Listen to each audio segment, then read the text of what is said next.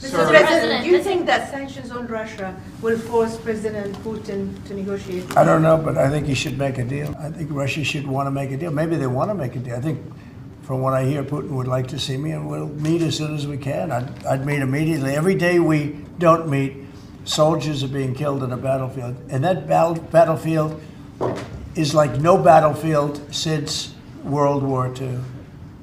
That's it. And I have pictures that you don't want to see. Soldiers are being killed on a daily basis at numbers that we haven't seen in decades. And it'd be nice to end that war. It's a ridiculous war. He's ready to negotiate a deal. He'd like to stop. He's somebody that lost a lot of soldiers, and so did Russia. Lost a lot. Russia lost more soldiers. They lost 800,000 soldiers. Would you say that's a lot? I'd say it's a lot. I really would like to be able to meet with President Putin soon and get that war ended. And that's not from the standpoint of economy or anything else. It's from the standpoint of millions of lives are being wasted. Beautiful young people are being shot in the battlefield. You know, the bullet, a very flat land, as I said, and the bullet goes, there's no hiding, and a bullet, the only thing going to stop the bullet is a human body.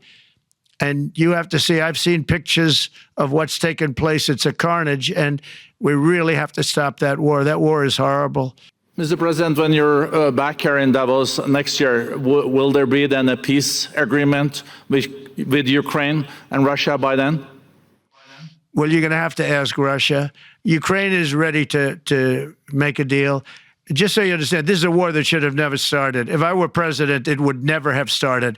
This is a war that should have never, ever been started. And it wasn't started during there was never even talk about it. I knew that it was the apple of President Putin's eye, but I also knew that there was no way he was going in, and he wasn't going to go in.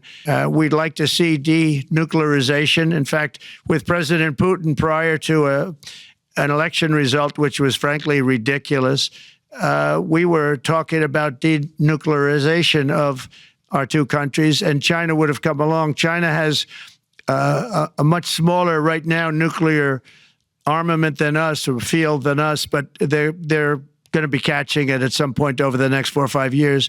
And I will tell you that President Putin really liked the idea of cutting way back on nuclear, and I think the rest of the world, we would have gotten them to follow, and China would have come along too. China also liked it.